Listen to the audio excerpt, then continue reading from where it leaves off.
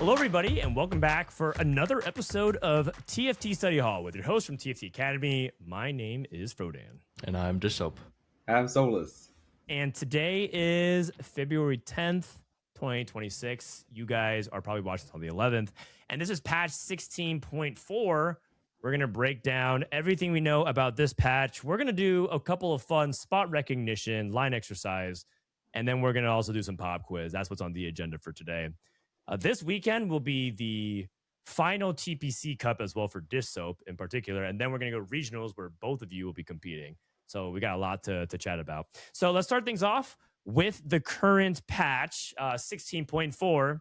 Dishsoap, how have you been enjoying the patch? You've been playing some scrims and grinding some ladder. Oh, I have not. I have 0 games on ladder. I'm about to decay. Oh, you have actually not played a single ladder game. No, I have not played a single ladder game. I mean, I was going to play on the new patch day, and then I like low-key burned my hand.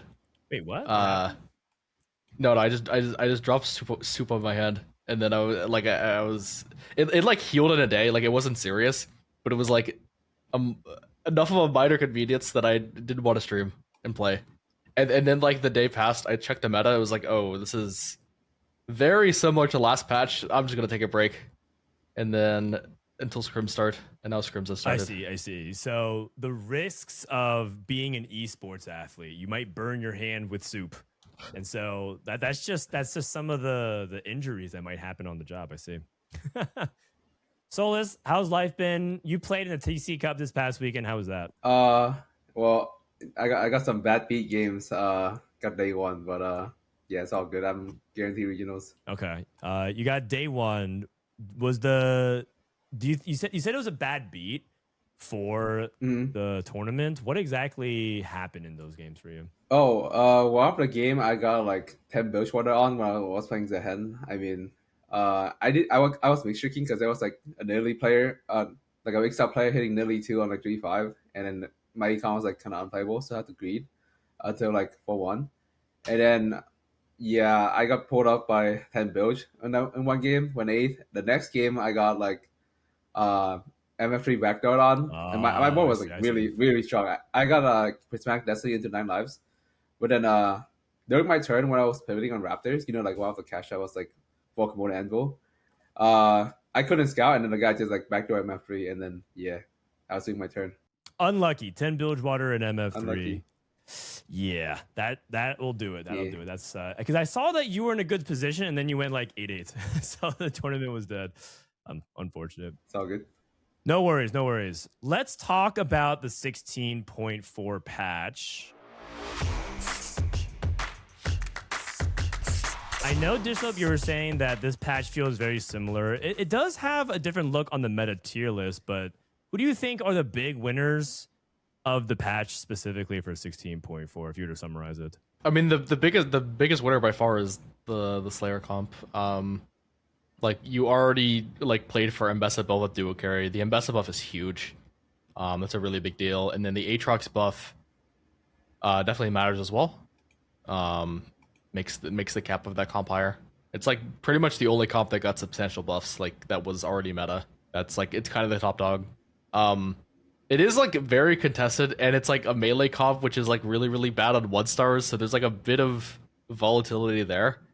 Like in the last patch, like when I did well in the tournament, I think I was playing this comp like 40% of my games, but that's only because it was like I think it was probably just underplayed. And now it's, at least from what I've seen, it's definitely not underplayed. So like the AVP doesn't look that insane, like of an increase. The AVP does look better, but I think it's just because like it's just getting more contested. Okay, that makes sense. But I feel like the line is like outside of just not hitting, it's like super consistent in that, like you can like kind of stabilize. Like you ideally you still get bel'veth items. You can stabilize around bel'veth items now. You don't have to have like perfect bel'veth. You want to get bel'veth items eventually because like the way that comp wins fights is usually through bel'veth, and bel'veth like can sometimes scam, but it's fine. There's a lot of variations of Slayers. We have it right now in solo S tier for the comp tier list. How do you decide when to play the Rift Herald version versus going for like Aatrox?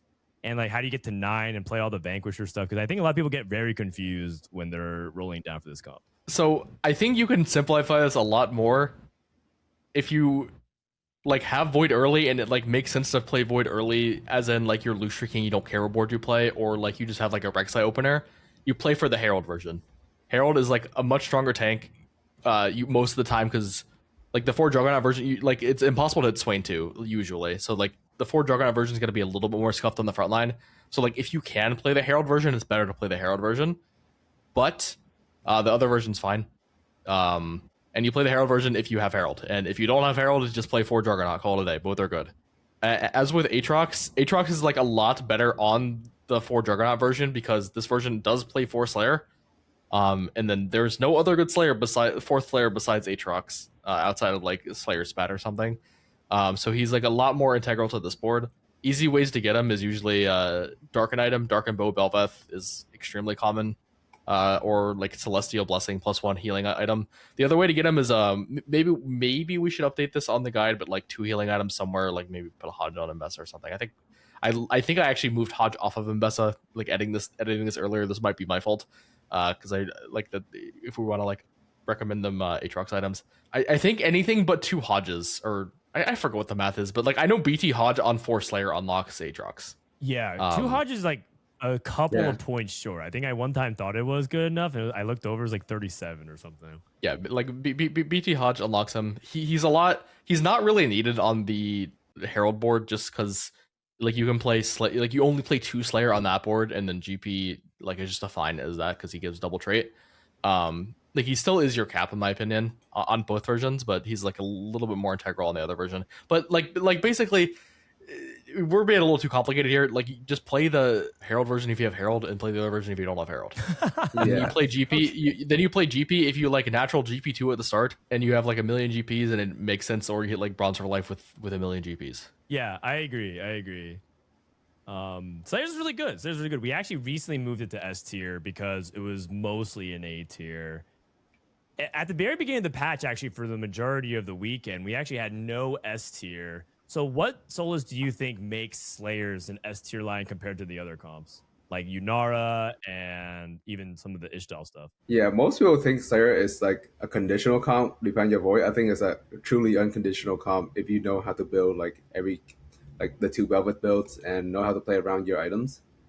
It's just very good, forcible from any spot, and it can win from like a 1-star board. It's pretty good, pretty consistent. Yeah, I think that's another thing too. People are positioning pretty badly with the melee comps because they have a weak side, and then 1-star bel'veth, 1-star Mbessa can actually kill tanks on stage 4. So that's really the big thing. Okay, let's talk a little bit about some of the other things in the past. So Yunara is still good, even though they nerfed elements about her. She's still really strong. I don't think anything has functionally changed about this comp, right? I mean, they nerfed Yunara. I don't like this comp. I think the comp is like kind of bad. I don't know if it's like a high elo bias because like the stats are fine like overall, and like obviously you like still see games where like the capped Yunara like wins out, but I don't like this comp. I feel like it's I feel like it's a legendary comp masquerading as a 4-cost comp. Yeah, fair enough. I actually think specifically it's a set 2 comp. It feels more like set 2 is what drives a lot of the success with it. And I think a lot of people were doing over the weekend and even parts of TPC going to last patch is that people were flipping their game, right? They were taking like open fort econ loose streak to try and hard stabilize on 8 with Yunara losing 7 to even 10 rounds and then trying to get to 9 and cap out their board. And that kind of style I feel like is inconsistent, but for some players they find a lot of success. Yeah, I don't know. Well, what about Void? Are you a fan of Void at all? Like a little. I don't know. I just haven't had the openers for it recently, like good openers for it. I feel like it doesn't really feel good to me anymore from like Lost Streak that much after Herald nerf. I feel like I only really like playing it with like the good like Cho'Gath openers. For what it's worth, the Void XP augment, Mortdog said it was an overperforming one. So that's probably a good sign the comp's good. The thing is with the level 9 changes, it's a pretty big buff to this comp. It means you can make it to Ziggs faster, and it means you can actually play for Baron. I've seen a decent amount of Barons after the change. So there's that. Agreed. Yeah. All right. Souls, I need you to sit up and talk to me about Warwick. Warwick is the comp that a lot of people are learning and optimizing further. and people have found a lot of success with this. So talk to me about where Warwick is positioned. Oh, okay. So I think Warwick is one of the comp people like misunderstand the most. This is actually like low key a Jinx comp, and what I mean by that is like if you're rolling up on like 4-2 and you don't have Jinx item and you only have Warwick and Tank item, like you're probably gonna lose out.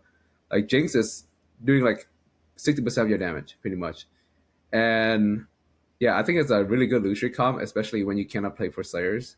They use pretty much like the same combat augment, and this comp can cap really high with legendaries, especially with like +1 spat. I would only recommend playing Warwick from like comeback story though. Yeah, the Warwick comp like a cookie cutter like stat check comp, and comeback story is like super OP with it. Works really well. Yeah. Yeah, I think a lot of people have figured out that Jinx is really good, and you don't even need to go for Jinx 3. So having items for Jinx 2, she's quite stable. And if you have good enough frontline, I think the biggest limitation a lot of times with Warwick is actually having a frontline that can stall long enough for Warwick to ramp up and also Jinx to ramp up. And if you can get to that second half of the fight, it's quite good, which is why I think you really want, people are leaning more towards like defensive combat augments for Warwick. So that way it has good synergy, one with like the Zon aspect of things, because Zon gives you a bunch of healing. But also if you can stall long enough for Jinx to go crazy, she actually can kill a lot of stuff if you get like the build on her. And then the cool thing about Warwick is that I actually think like it's actually quite flexible. Not only is it flexible with the board that you can build on level 8, right? You can build around like Swain. Some people play like a Noxus package. You can play Seraphine and Piltover. I've seen people throw in just like, Tarek and even Skarner and things like that, whatever frontline works. But it's also really good with emblems. And I think that's like one of the things that people are often thinking about, because Warwick's good with Gunslinger. You can get like Juggernaut, Defender. What else am I missing? Juggernaut, Defender. Piltover emblem is also good too, right? Quick Striker. Quick Striker is also good too. So you can pretty much justify almost taking any emblem augment and getting into Warwick if it fits. I think people have an interesting discussion about Prio. One thing that I also think about this Warwick line that I heard, Dishsoap, I'm not sure how true this is, but a lot of people say Quick Striker is fake until you find Kindred. Do you think that's true? Yeah, probably is seeing more of it. I thought like if you consider this a Jinx comp, Quick Striker is like extremely fake. I thought it wouldn't be because like it still gives like the team attack to you, but like it just doesn't really matter that much compared to what else you could, like other things you can play. I feel like the board that we show like doesn't really work unless it's Swain 2. I feel like usually you're just on Swain 1, you can't really justify playing something like this. So usually I'm just like, I'm not playing like the Seraphine package, and I'm playing like the Blitzcrank with the Singe as my front line, and then maybe playing like Muno plus Bruiser. Like that's probably more of like the average Warwick board I'd play, and then you hope to like cap around like Shyvana and stuff. But yeah, there's also, this is not new because I was like, it got reported this patch, but I was like looking at my old VODs and it was like, it's just the trait. But 5's on and 7's on is like bugged. So what it says is, I mean, this is not new. It's like how Zon has worked the entire set, but it's just not what the trait says. But when 5's on, like when they like dip below the certain HP threshold, it's supposed to like instantly shimmer them, and then it's supposed to like go off, because the way Zon works is it shimmers on and off.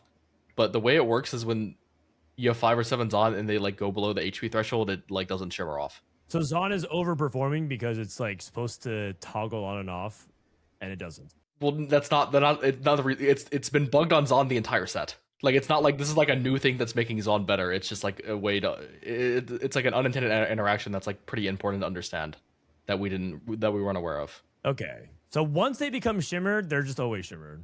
No. Once they become shimmered after they lose HP, they're always shimmered. They proc shimmer on a timer and when they lose HP, but when they it's just pull up the trait. It's whenever at 60% health, whenever that happens, they're always shimmered for the rest of the fight. Okay, so they just get 90% attack speed and 50% durability. Yeah. What? Interesting. I'm not sure how the decaying works. Like that's unknown, but they are shimmered for the rest of the fight. Okay. You know what? But that's how Zon worked the entire set. So it's probably okay. They probably should just change the text to reflect that then. But I learned about this and I started like changing how I play. For example, like there like when I had like Jinx care, I just edge knighted my Jinx, and then like made sure she got hit by Fizz, because then she just shivered for the entire fight, and then edge denied so she didn't die, which I don't know. That's Seems pretty reasonable. clever. I've seen some people like frontline edge denied jinx like, but I don't know if that's good. Frontline edge and night jinx, probably in the mid game, right? You're not talking about like late game. I'm not sure what happened, but I've seen it. All right. Okay, so Warwick's going to be one of the comps that you guys have to be paying attention to as well. It's still really good. I don't really think too much has moved on the Ishto front. I think we've just gotten better at playing quests. I think we're getting better at transitioning out of it. I think people have caught on by now that people are playing around Seraphine as your main AP carrier. If you're rerolling, you're playing around Bard. Shadow Wilds. I know this line, you're not a big fan of Dishsoap. Of Shadow Wilds. Why is that? I mean, the comp just gets like, I feel like the comp just gets stat checked by good boards. Like Thresh just gets popped like at eventually. Kalista like eventually can't like kill the entire front line. But like if you're going against a board that's like 20% weaker, you actually can. Like the Thresh can actually heal up. The Kalista can actually kill stuff. But the moment like you're going against someone that knows how to eke that like 10 to 20% board efficiency out of their spots, you just start to get run over. Like I don't know, like the true cap of this comp is like fine, like if you just hit everything, but I don't think it's like the highest cap in the game. And then the 1-stars, like the 1-star Thresh 2-star Kalista board, like you're gonna lose. Ornn buff is extremely relevant for this, for what it's worth. If you like win con of this is likely like early Ornn into Ornn 2 now, but like the comp got better for sure, because I also think it has like a good, it has like as good of a Slayer matchup as you can get, just due to like they like naturally AoE clump your board into Thresh, and then if you have like armor on like Braum 2 or Ornn, like you can stall them for a lot, and then Kalista is like pretty good at like ignoring tanks and like focusing the melee behind the tanks just because of the way your spell works. So like it has a good Slayer matchup and Ornn buff, but and they also buffed Gwen.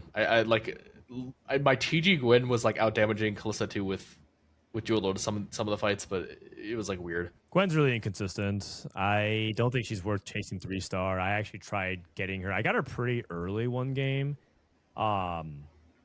Complete dominated fight, then just was completely useless in another fight. So just can't really rely on her, I think. Oh, also I have something to add. Like the true cap this comp is like high rolling an Azir in your low A roll down. I'm pretty sure like you can just cut a bunch of like the 2 Warden, like Azir plus like 1 Shurima is like the true cap of this comp. Because like last time I played Shadow Isle, I just like I either hit Renekton or Serath, and I just fixed my damage problem with this comp. Yep, that makes sense. We have it here under Flex. I think you definitely can play Azir. I have also seen people play Mbessa Kalista because Mbessa is just a good unit.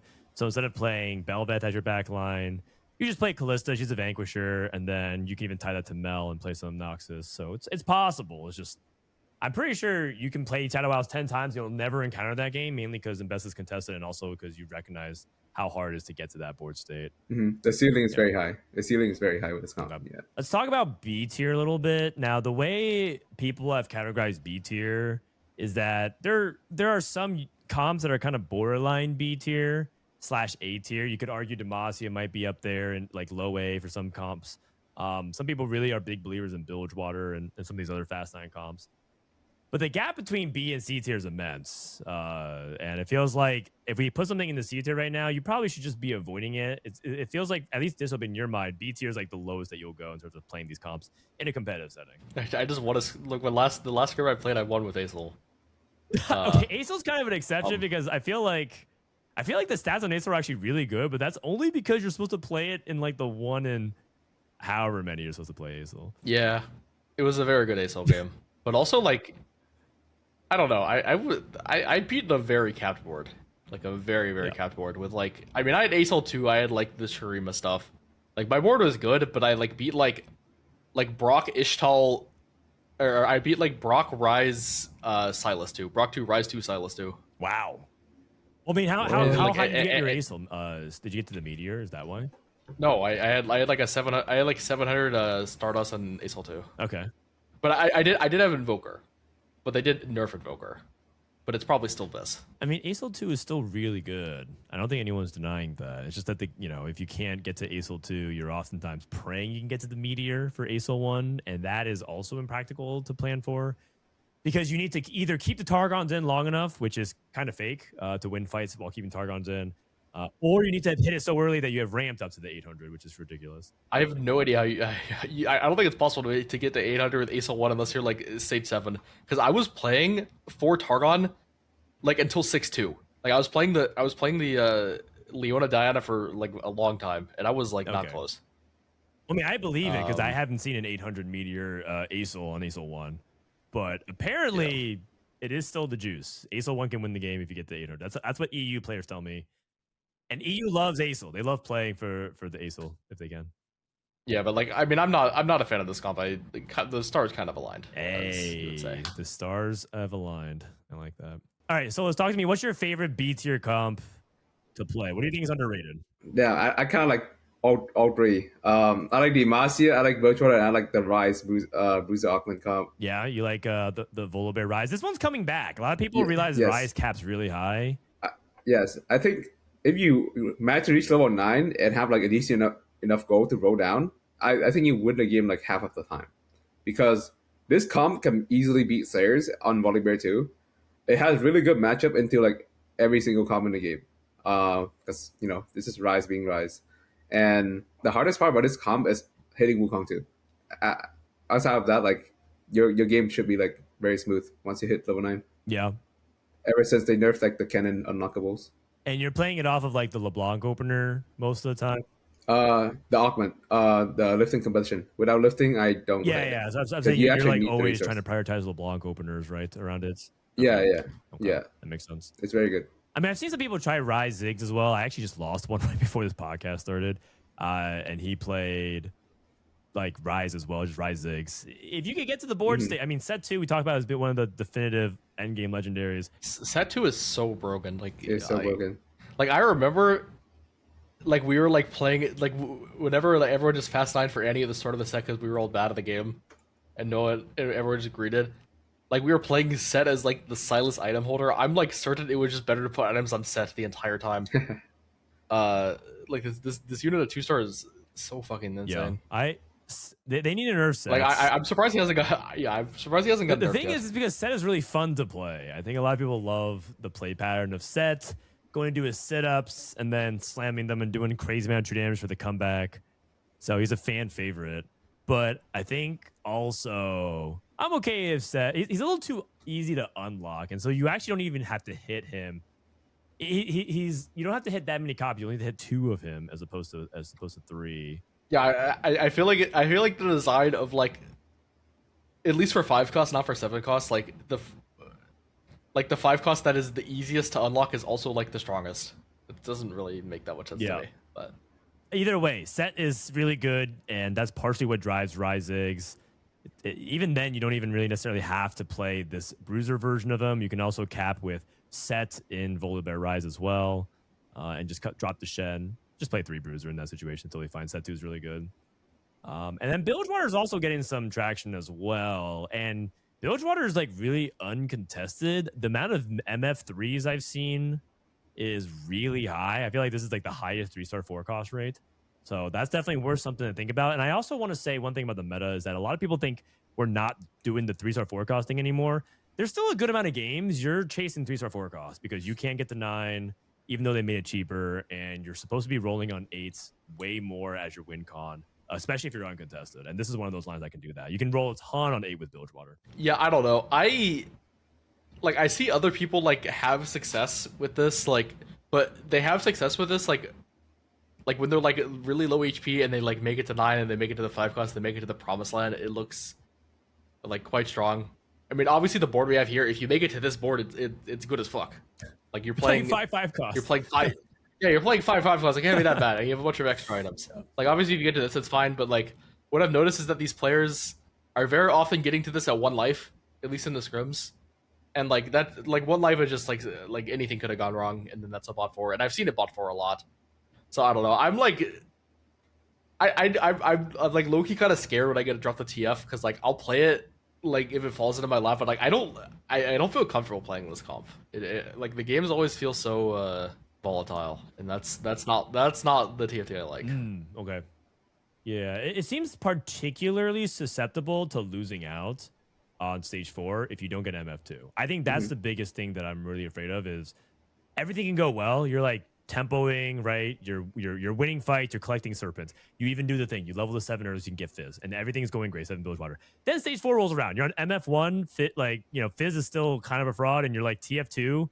Like, what are you going to do to actually win any fights at stage 4? And then you look over, you're at 90 HP, and then stage 4 is done, you're at 20 HP, and then Ishtal's knocking on your door, and you're just cooked. It's like, what do you do in those spots? My biggest problem with this is, like, the Slayer matchup is so horrendous. In order to beat Slayers with this comp, you need to make it to this. You need, like a bunch of extra duo carries so you can actually, like, pressure their, like, front line. You probably need, like, the Kench to pop off, like, Kench 2 getting good eats off. But, like if your stage 4 board, I think it's legit impossible to win against Slayers. You're playing like 3 AoE units and your front line's weak. Like they just instantly reset off your stupid ass Alawi. Your Fizz jumps in the backline. They have no backline. Yeah. Your MF AoEs, they just heal it up. Like your TF AoEs, they just heal it up. They reset off your Alawi, it's over. Like that matchup is like one of the most lopsided things in the game on stage 4. Without like Deadman Dagger, this comp does not beat Slayer. You actually need Deadman Daggers. Deadman Dagger. Yeah, we'll probably replace Flintlock with that then. Oh no, Flintlock's good. It's just like into Slayer without Deadman Dagger, it's like completely impossible. Oh, you're saying that's like an item that swings it. Okay. Yeah. I mean, you can't even guarantee it either. That's what makes it tough. Yeah. Okay. Yeah. Okay. Well, that's basically it for the stuff in the B tier. Just keep an eye out for some of the AP Fast 9. The takeaway is that level 9 boards are good if you can get there. It's just that these 4-cost comps will often pressure you. If you can make it to an Annie board, I've seen other people play it a lot. It's definitely good. It's just hard to finish the game. And also, kind of going back to what we were saying, some of these matchups against Slayers can be pretty brutal. High key, I think the old Annie board is actually good, but it's like I don't know how you're ever in the spot. You talking about the set Annie board? Yeah, I actually think this board is like quite good in this meta, but we still have like Silas on this, man. Silas is good. It's just hard to get to, man. It's hard to get to.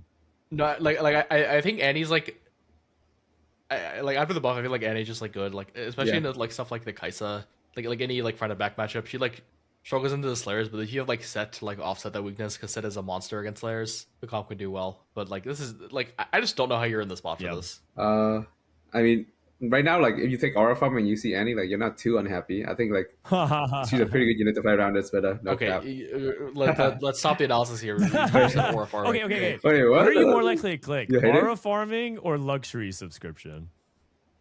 Luxury subscription, because they buffed the 5. Yeah, luxury subscription.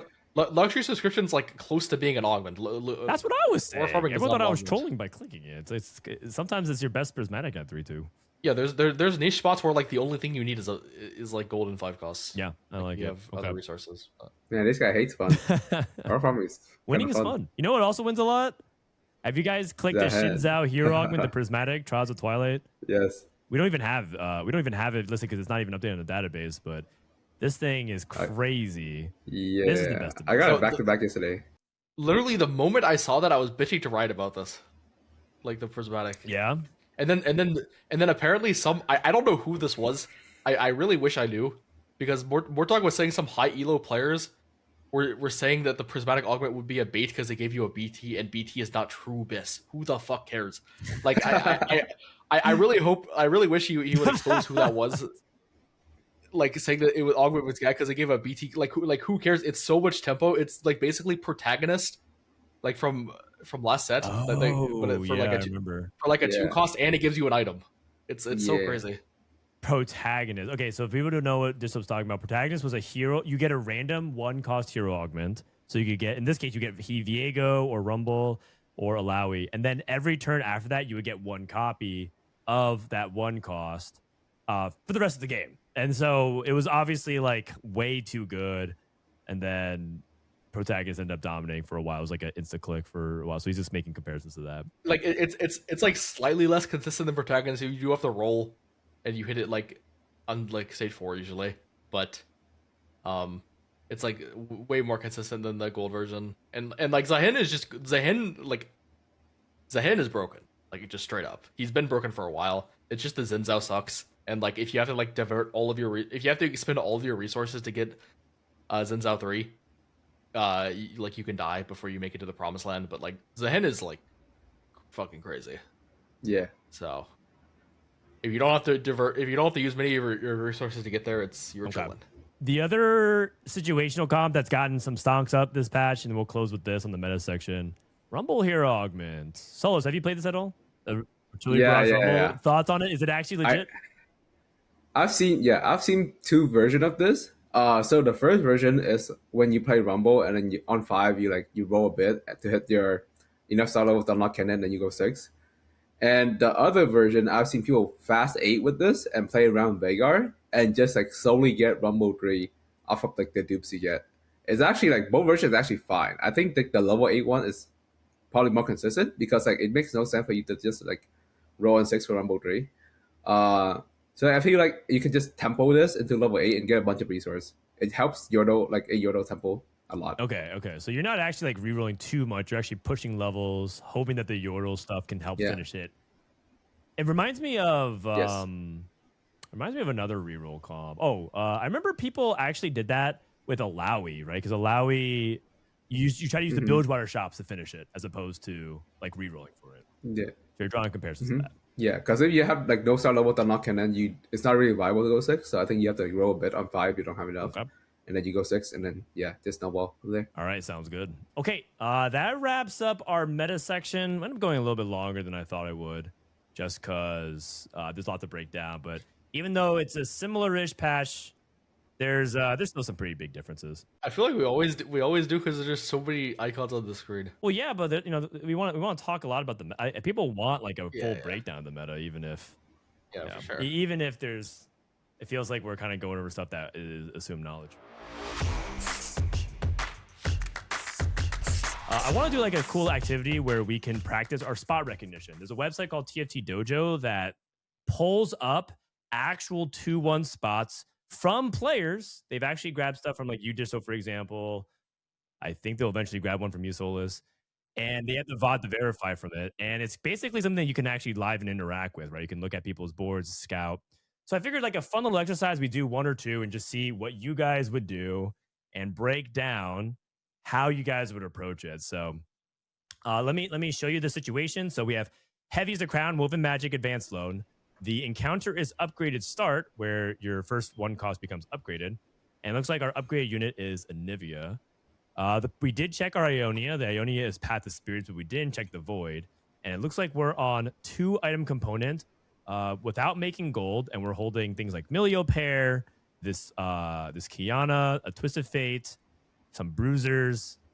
I guess we have 1 Cho'Gath. And then we're going to scout the entire rest of the lobby. So we have opponent looking at Cho'Gath and Kog'Maw for Void with a bow and a sword. We have this Viego with a bow, Viego 2-star. We have what looks like to be kind of like Piltover / Nico opener, pretty open-ended. This person is looking like they have GP Briar angling maybe some Slayers. Looks like they took an emblem augment of some kind and got Juggernaut. This person has Piltover and Wardens. This person has Briar 2, so we have a couple of people looking like melee Slayers, and a Kog'Maw and a Jhin with some Void. So with that knowledge, Dishsoap, why don't you start us off? Run us through your augments and what you would be thinking about. I mean, just roll Heavy Crown immediately. Like I'm pretty sure this augment is like Jinx and like Vayne only kind of, or like if you're crazy, you could like play some Tempo. Like I've seen some people play some Tempo, but that's not my style, and I don't think the guy played this would have taken it. I mean, you're probably just ripping Legion of Threes here because you have like your Giga open-ended. You just held everything. You're looking for any direction to play, and you also have a 3 cost. So I definitely take that over the other 2. Okay, so I have a bad feeling this guy's gonna take Advanced Loan because like they just want to play Advanced Loan into Ishtal, but I think Advanced Loan 2-1 kind of sucks. Okay, so you would roll these like, 2 and then click Legion of Threes. Yeah, I think Legion of Threes pretty good here because you're open-ended, but I my prediction is that he clicked Advanced Loan. Ooh. Okay, actually my prediction is he clicked Body Training. It's impossible for him to click Advanced Loan because because like they know does it just give you a random augment like if they didn't reroll it? Yeah, I think so. Okay. Fuck. I mean, I would probably take is this patch, right? Is this patch? Yeah, 16.4. This was yesterday that they did this. I mean, they probably just take bodyguard training into Warwick, but I probably still would take Legion of Threes. I prefer Legion of Threes here. Dishsoap takes Legion of Threes, and it turns out that's exactly what the person did as well. But you know what's interesting is that it also shows the history of what people will do. So it shows, you know, that a lot of people are rolling Heavies of Crown first, and kind of your order of what they pick, but roll options 2 and 3, and then there's a bunch of spread out options of how people would choose. It looks like a lot of people were split. Souless, would you have made the same decision? What would you have chosen? I think for his component specifically, bow and cloak, I would instant click Legion of Threes. If I had an Oni opener, I would take bodyguard training. Well, I mean, we could actually look specifically. That's the fight. My favorite part is clicking who actually this was. That'd be super funny if this was Dishsoap, actually. I was Wage Iverson. Oh no! Well, I got caught. I'm not a sub to Wage Iverson on Twitch. Well, it's not gonna be. I doubt it's gonna be me because like I haven't played any like ladder games. Maybe they have like scrim games from yesterday on here. They do. They take scrims and stuff like that. That's pretty fun, right? Okay. So why don't we do another one? And Souless, why don't you lead this one then? Just to tap in your mindset. Set up for me, Lion and Roar. Okay. All right, so we have Prismatic Party. We have Expect Unexpectedness, Upper Mobility, and Radiant Relics. Our board is a Caitlyn and a Rumble 2, Cho'Gath, Jarvan, and Twisted Fate pair. Our Void is Adrenaline Modules, Iron Carapace. And we have Ionia, Path of Transcendence, which is extra bonus magic damage for 3 stars, Rod, Sword, and Vest. We don't have any other scouting information on anyone else. We don't really know. So, oh, okay. All right, this is I'll reroll 2 and 3. So you reroll Upward Mobility. You don't like Upward Mobility in these kinds of spots. I just really like Expected. Okay. And you don't like Radiant Relics. So if I had a Samable here, if I had Samable here, I would take level and play Bilge. But these items like not really that Samable for Bilge. I would take Expected and figure it out.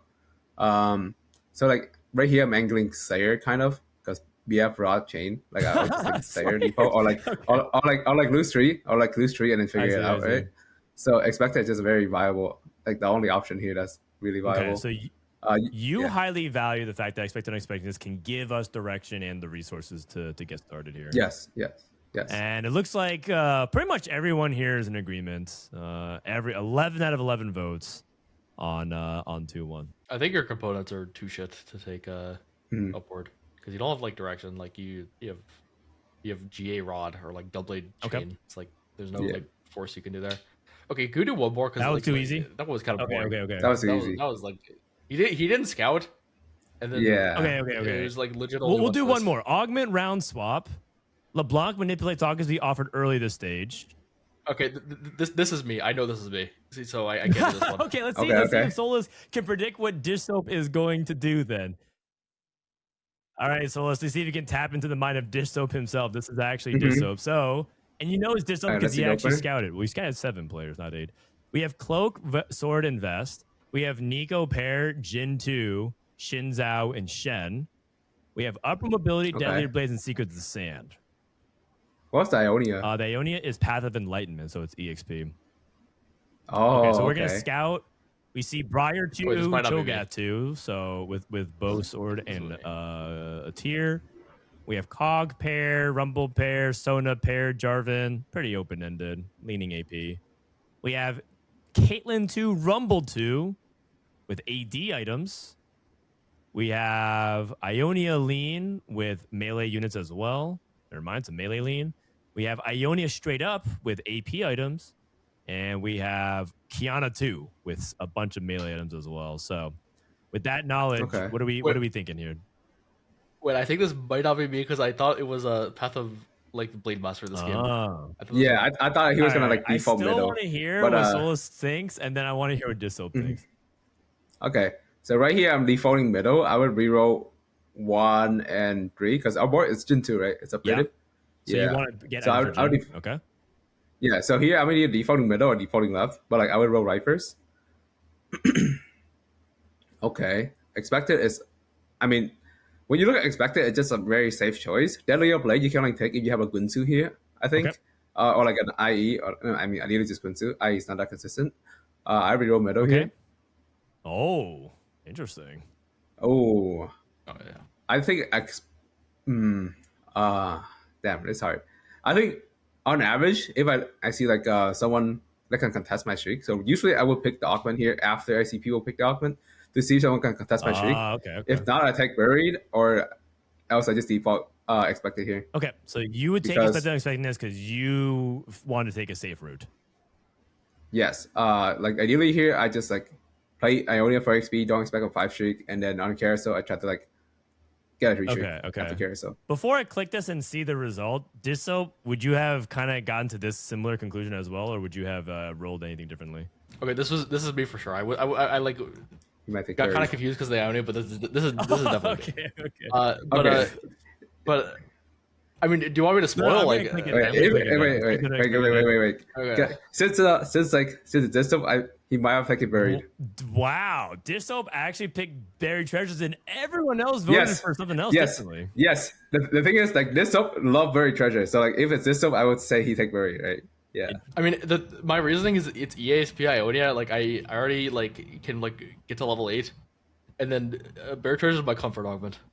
Like Yes. on the stream, I remember I said buried out treasures is my comfort augment. I'm just gonna take that. This guy said that every stream. No cap. It's good. I mean, it is Dishsoap, right? Twitch.tv/videos, and it's Wait, I think I watched the exact game.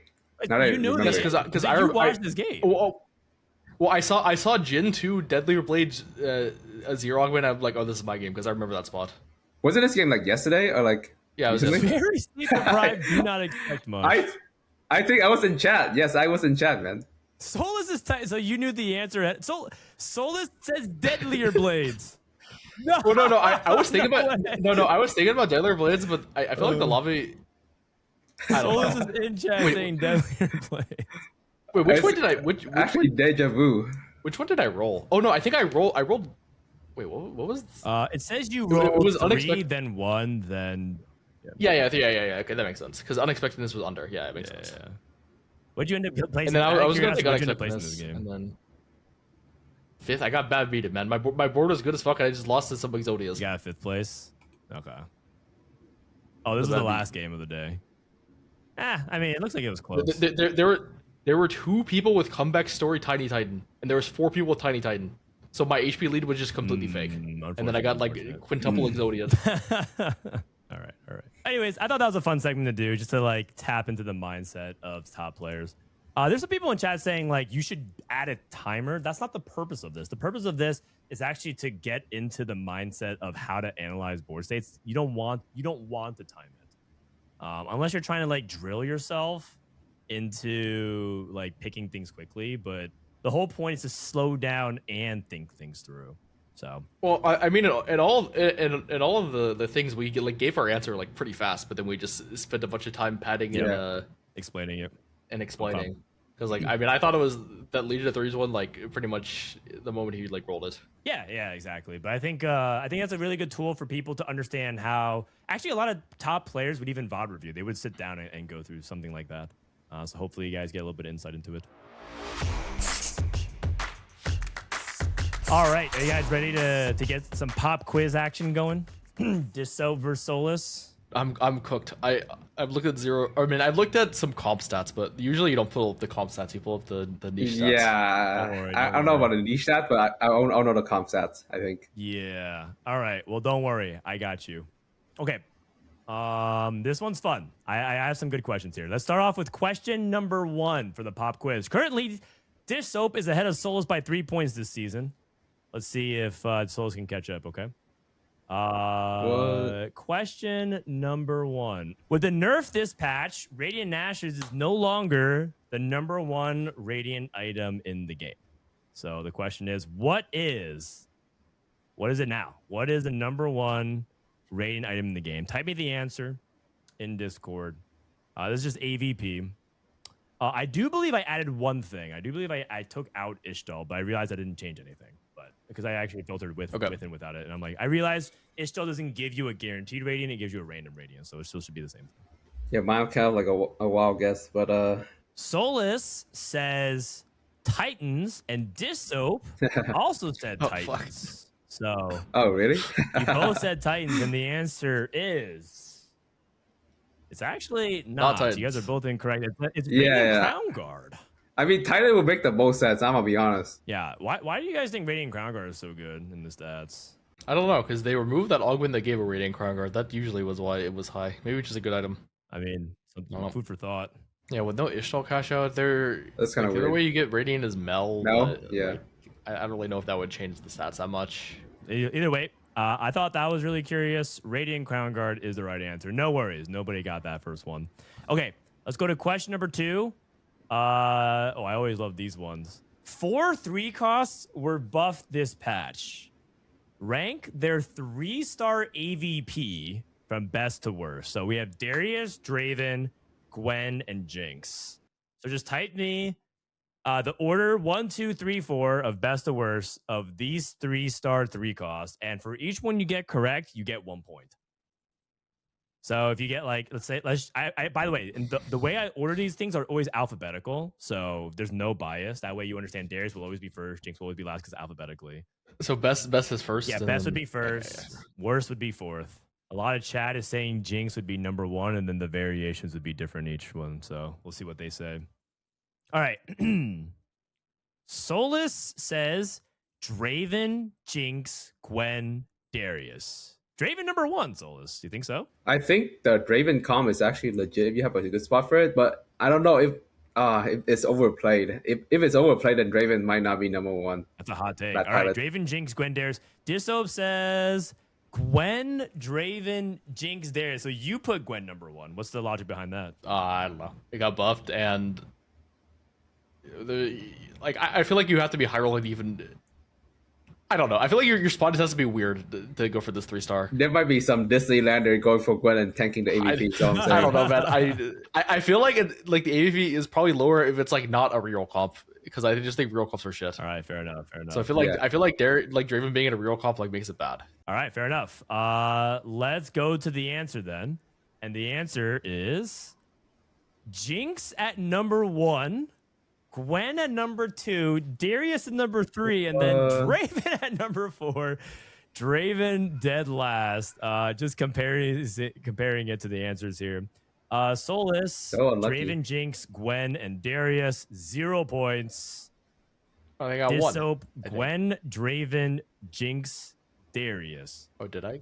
No, I didn't get any. Dishsoap also missed as well. I FF. Unlucky. We both somehow missed any points. Yeah. All good. All right. Let me do this into white.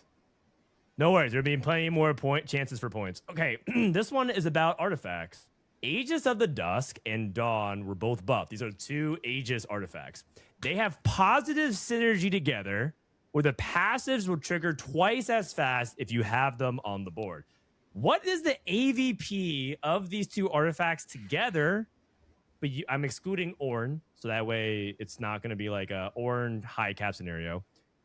The closer number wins. Just straight up, whoever is just closer to the actual AVP. All right, the answers are in. Dishsoap drops a 3.14. That's pretty high. 3.14. Souless drops a 2.5. Holy cow. Dishsoap, you believe in the synergy that much? No, I think even excluding Ornn, I'm pretty sure the AVP just having 2 artifacts on your board is like just gonna be really high. I think I just put pi because I don't fucking know it. Like I was gonna put like 2.9 or something. That was my initial guess. The answer is drum roll. ... The answer is a 3.53, which What? That's actually very surprising. Dishsoap is closer. It was actually not that high, believe it or not. But I mean, 3.5 is still pretty good. Yeah, I just thought like usually, like if you have like 2 artifacts, it usually means like you like are like made it to late game. You like take an Ornn item already, and then you farm another one, and then you sell the Ornn. Yeah. That's like what I was thinking. But, Yeah. Or like you like. I mean, I guess there's the prismatics. I mean, the prismatics probably put them down a lot, right? Because that's the other way you get multiple artifacts. That is true.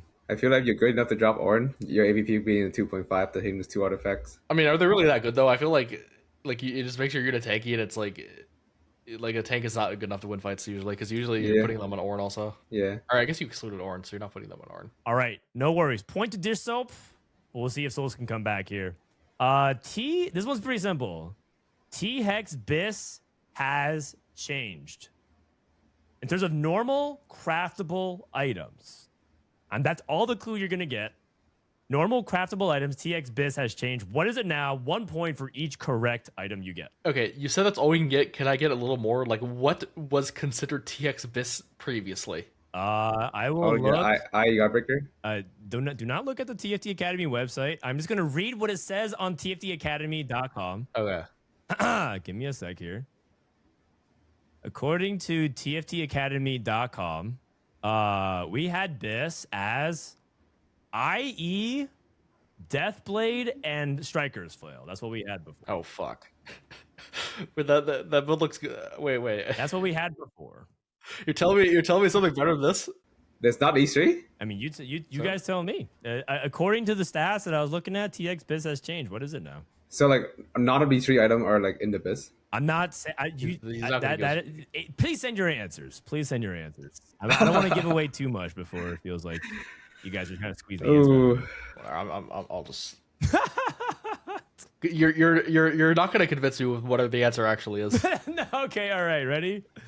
Both answers are through. Dishsoap drop me Thieves Gloves.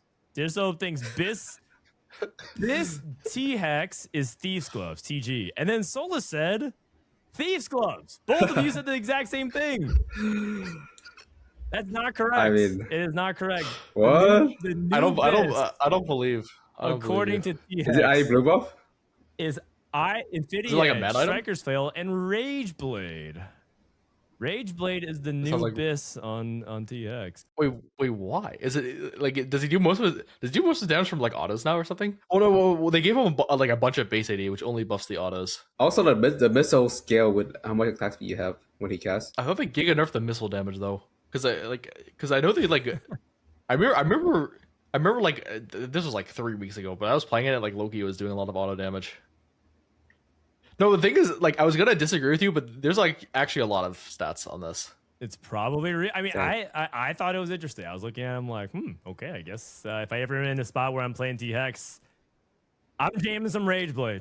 Is Rageblade like good individually, or is it just like in that build? All right. Don't worry. Last chance for some points here. No points there.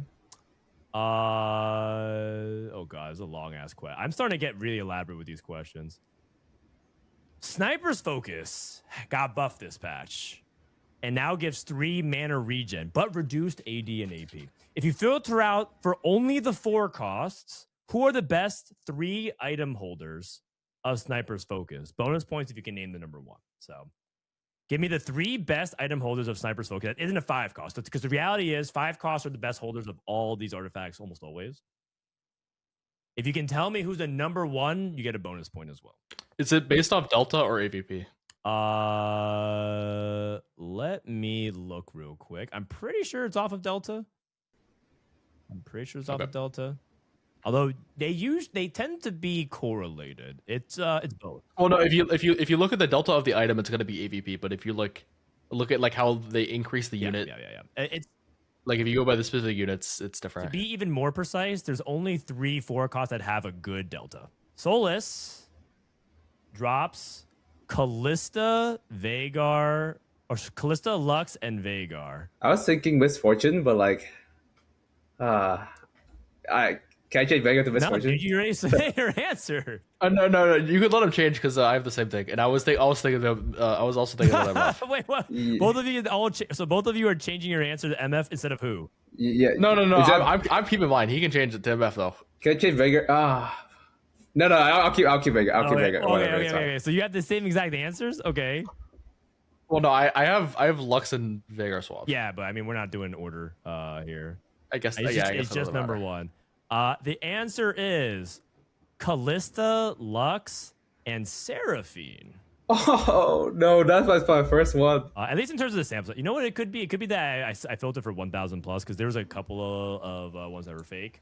I wonder if I actually missed Vig. I didn't think about that. Yeah, let me see how many games of Sniper's Vigor remake exist. The thing is, like, Vega is really hard to access the owner, though, whereas Seraphine is easier. It's like So I 200 thought games of Diamond. Yeah, I thought Seraphine would have like worse AVP because like you're rarely gonna Well, both of you get 3 points for that. Nicely done. I mean, Callista is super good with it. That was one thing that I think both of you guys definitely understood.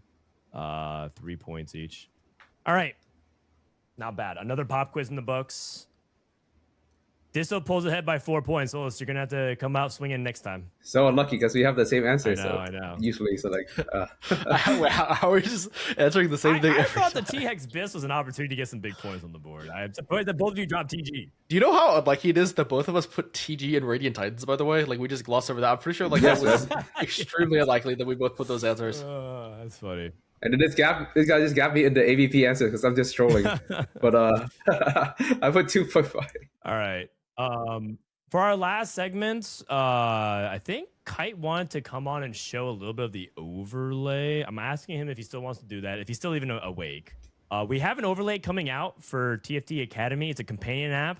It's going to be something that I think you guys are hopefully really happy with. I know we're happy with the first version of it. We have more features that are going to come out even after the beta, but the beta is coming out pretty soon.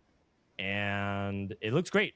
It's going to be coming out very soon. If you are on our Prismatic Patreon, you will be getting access to it as soon as we can figure out the last technical hurdle. There's like 1 or 2 things that's getting in the way of it, but it's looking great so far. And we wanted to show you guys a little bit of what to expect.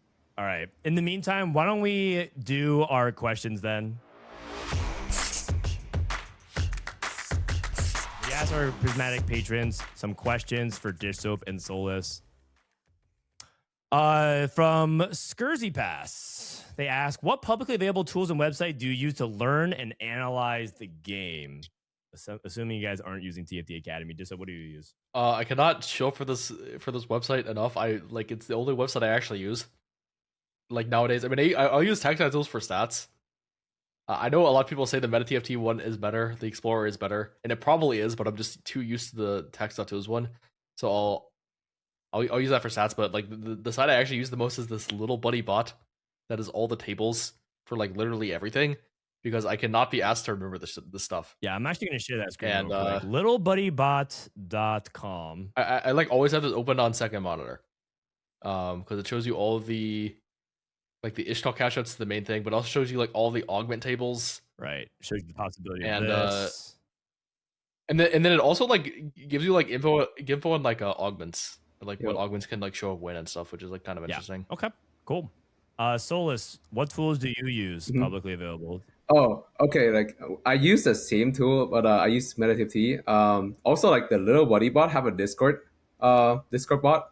So you know our server, like the BK, we actually use like the bot. We just type in there like every time. Yeah. And you remember all the command. It's very convenient than like browsing to the website yourself. I'm curious, like, what can lose subscription give me at the beginning of the stage? Oh, these are different things that are possible. What are the augment odds, right? Like, if I get a prismatic start, what is the chances that next one is gold and silver? That's what Dishsoap is referencing. All these different reference tools of like what could possibly come out. It's a really good tool. I like that one. Hi, Kites. Can you share with us what the overlay? Give us your 1 to 2 minute overview of the overlay so that we can get excited about what's to come. Can you guys see? Yep, we can see it. Yeah, we've been working on this for a very long time. We wanted to make an app that would make, your experience in game just better in different ways. And this is what we built. It turned out to be way harder than we thought, and it still has a lot of issues, but it's working. There's like a small thing that we need to fix, very small, and then it should be out to Prismatic supporters testing tomorrow, hopefully. Awesome. Through the tier list, you could pin comps, right? Unpin a comp from the overlay, pin a comp to the overlay, and the comp you pin goes in game. I'm gonna play a replay. Yeah, we have a replay system. It has an 8th place ranked game. Okay. All right, so we have a replay system. I like that. Yeah. So after you get out of the game, it should redirect you to your replay. And this replay system was built just for TFT. So everything about it is related to TFT. It tells you, instead of you going around trying to find the round for something, it would tell you exactly where the round is, right? So it makes VOD reviewing much easier. Yeah, we look at the game events, we look at the game and what happens in it, and we just log everything with a timestamp while we're also recording a video. And then we link the timestamps to the video, and then you can control everything. So you can see all the stages, right? Every unit you 2-star, and we have also a ton of other like data that we're trying to sort through and list even more things here. Ooh, a roll But for down. now, I we like just that. went with I want to for watch now, it we roll just down. I went want to watch with it roll the- down. Oh god, yeah. I mean, watch the rollout so you can see how the pins Yeah, work. just click the 43 gold one. Okay, and you have units as well associated with the comps. And we And we look at show the tier what list. potential augments could go in like comps Yes. also. Yeah, we scan the tier list and we check which augments we suggested for comps, and we tell you if you're on this comp, you should play this augment. And you can pin the comp from here, like you can click and it would open in the tier list from in game. When you pin a comp inside the comp, there's also tips, right? We write tips down, stage 2 tips, stage 3 tips. So those tips would play. Oh, I also expand the thing here. Yeah, you can see more details in a comp that you pinned. But yeah, you see the stage tips that we have inside the comps. And one thing I really like is you don't even have to close this. We try to minimize everything on screen, even if you forget about it, right? Because sometimes you focus and you're thinking and you forget to close this. So when combat round starts, stuff like this just goes away by itself, right? So you can just focus on the combat. Talking about combat, okay, that was a very good transition. But yeah, we have VOD review tools that we're trying to develop, right, with reviewing your VODs. And one of those is that you can do annotations, you can draw on top of the replay, Yeah, right? that's right. Because if you're explaining for someone, you can explain pathing. Yeah, I don't think there's a replay system that has this. I think we're the only replay system that has this, like in general, not even just in TFT. Yeah, and I think we were saying that this is something that we're hoping can be even shareable, right? So you can be drawing and you can have these VODs with things drawn and whatnot on them, and it's something that we want to make also a much more social experience if you want to do that. Yes, exactly. Also, yeah, we're trying to figure this out. How to when you export the VOD, we were trying to also export the event log with the VOD, and so you can like share with someone that would VOD review with you, right? Like a coach or something.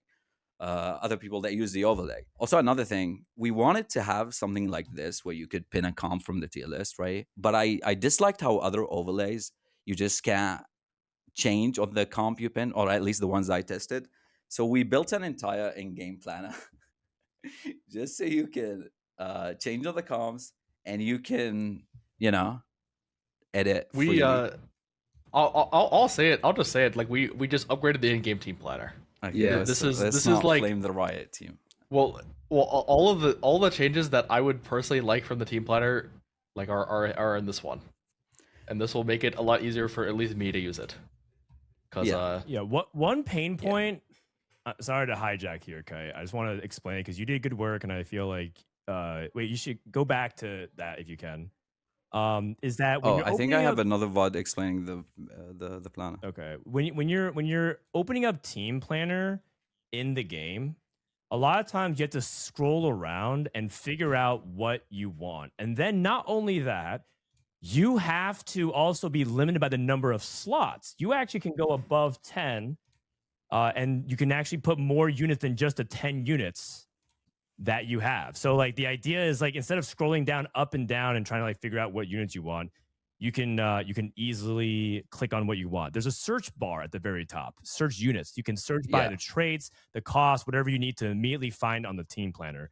If you're doing a roll down, what's really annoying when you hit your unit and then all of a sudden you're seeing copies of the unit that you just hit already and you don't want to see more of it. You're rolling for Ari because you know you need Ari, but if you hit 3 Aris, you don't want to see a 4th Ari, right? That is also possible. You just click Ari and you click what star level you're looking for. It stops showing you that.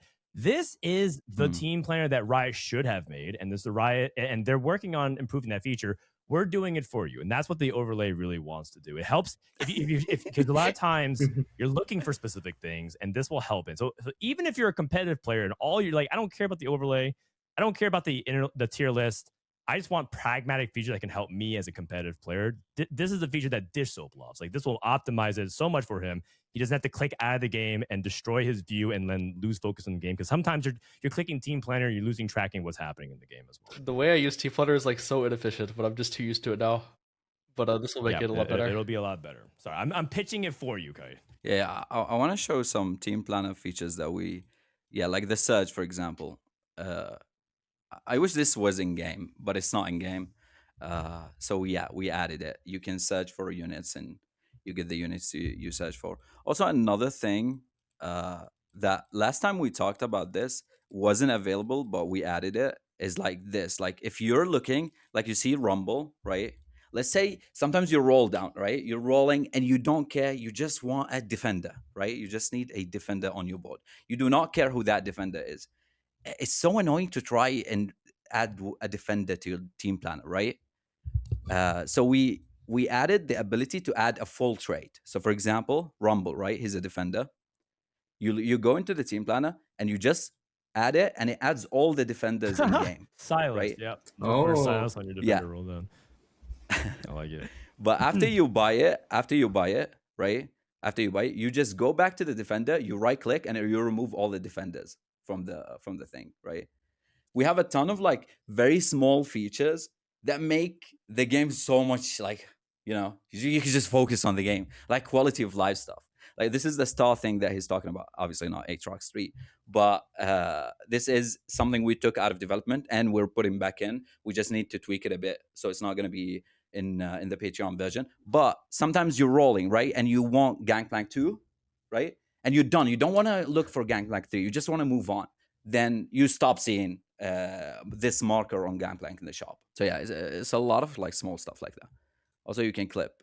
Yeah, and then to cap it all off, you can actually export all this, save it to a clip, share it immediately. You'll save to your folder.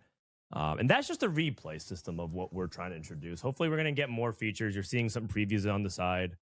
There's a guide section that you can't click on, at least for this version. There's a sticky notes thing. That's a bit of a preview of something that we're working on as well. We think it's a good feature, and hopefully more things as well. So this will be the version, not even version 1.0. It's like beta, and hopefully it's something that you guys will feel like it's good.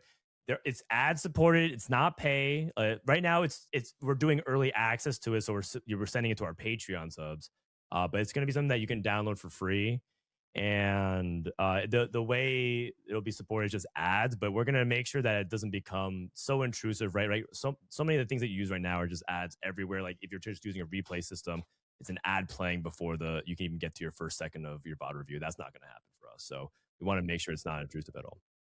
This is something Dan insisted on, which is making the ads very light that the user doesn't even notice them. We made sure to do that. It's also a standalone app. You don't need Overwolf to get it. Yes. Thanks for stopping by. And yeah, the overlay should be out pretty soon. Hopefully you guys have it in your hands. Cross your fingers, knock on wood. We're very excited. By the end of the week / beginning of next week. And then we'll have it all set. And then, of course, for set 17, we have plans on building out more stuff as well. Yes.